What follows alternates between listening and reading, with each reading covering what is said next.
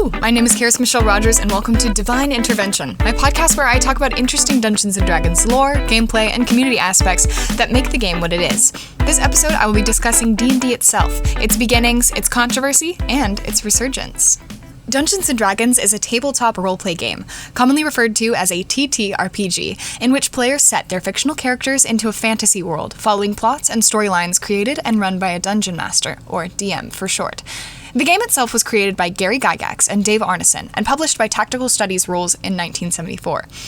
The game had an enormous stigma for being for nerds and nerds alone, and many people uninvolved with the community think of D&D players as being smelly men sitting in their parents' basement, and for a time, smelly men were the prime consumers of Dungeons & Dragons content. In 1997, the game was published by a different company, Wizards of the Coast, who still hold it to this day. There have been several revisions of the game, called editions, with the newest of which being 5e or 5th edition D&D, released in 2014. With each new edition comes a wave of a new community following it. 5th edition has been the most popular edition yet, and has completely swept the world with its easier-to-understand rules and internet tools that make creating a character for a game far easier.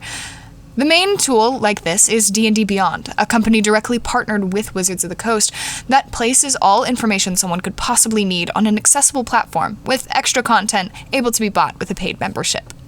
Now, it's important we discuss the recent Dungeons & Dragons controversy that has arisen this past year. Wizards of the Coast, the current publisher of D&D, put out a statement saying that they were going to be cracking down on non-official content release, essentially copywriting the game and not allowing other companies to make tools and content using the Dungeons & Dragons name. This was extremely shaking to the community, as there are countless map makers, character generators, and other similar websites that are widely beloved by players and DMs alike. One massive website that would be under fire was Roll20, a website coded specifically to allow people to play over the internet in an interactive environment without having to physically be in the same room. Users of this interface and everyone in the community accused Wizards of the Coast as trying to cash grab fan-made content, taking away the very essence of Dungeons & Dragons. Without the creativity and freedom of expansion in home games, the game would lose its appeal entirely. Wizards of the Coast was soon releasing the Dungeons & Dragons movie, which has now already been released. So many fans at the time announced that they would be boycotting the movie unless the company revoked their statement and policy change. Wizards of the Coast was seemingly unmoved by the backlash until a company called Critical Role tweeted, "We stand by our industry peers, as well as anyone who takes a risk at creating a new system or developing an original idea." This was only part of the paragraph they posted, standing up to a company that has often directly funded their work, proving that they truly stood with creators rather than the company who was just looking for more money. Again, was the opposite of what the community stood for. Rumors began to spread about Critical Role possibly creating their own new TTRPG that continued to allow people to create original content. Critical Role is hands down the largest D&D broadcast company, and Wizards of the Coast knew that if Critical Role divulged from 5th edition D&D, a massive percent of the community would go with them, causing Wizards of the Coast to revoke their statement and continue to allow original content creation. Now, we could not talk about Dungeons & Dragons without mentioning the online series that have given the community the resurgence it deserved. The two main series that have done the most for D&D are the aforementioned Critical Role and the more recently developed Dimension 20. Critical Role, DM'd by Matthew Mercer, is a podcast-type show that started on a completely different TTRPG platform called Pathfinder, which is very similar to D&D but has different rules and character breakdowns. The players of Critical Role are all voice actors who have each had an extensive voice acting background and are extremely well known in their field. Their first campaign began as a birthday wish from one of the players who just wanted to play a fun game with his friends. In 2015, halfway through their first campaign, they started to live stream their episodes, now playing on 5th edition D&D instead of Pathfinder. These episodes typically lasted between 3 and 4 hours long.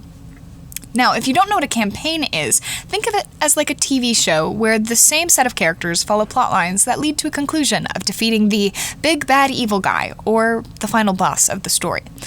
These episodes curated a huge audience of people who were familiar with D&D and also attracted people who had never imagined it could be something they were interested in.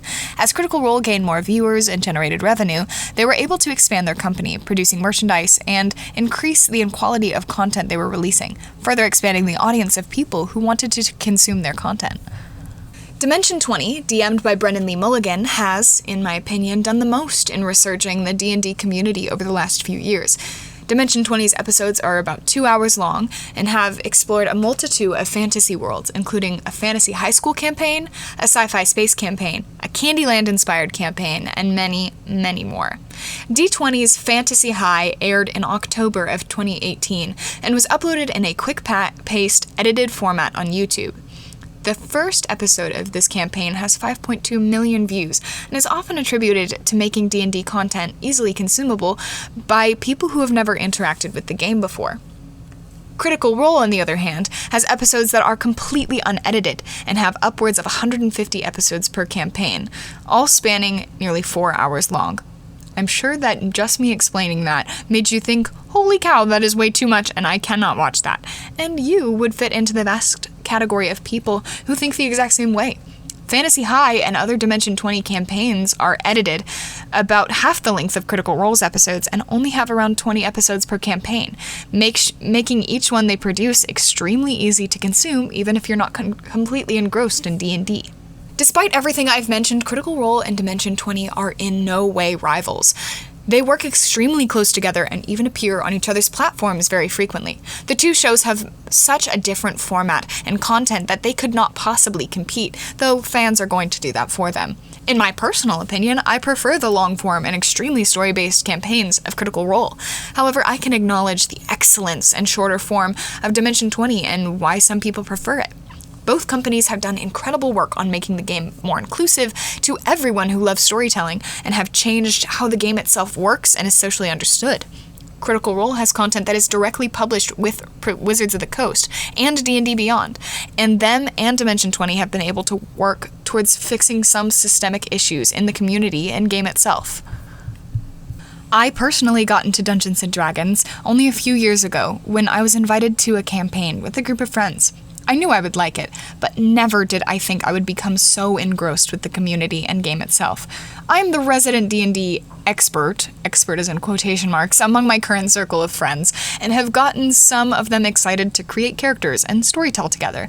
The game has such a varied and interesting history that I cannot wait to learn more about and educate others on what has swiftly become one of my greatest hobbies and passions. I hope I taught you something today. Have a wonderful day, and thank you for listening.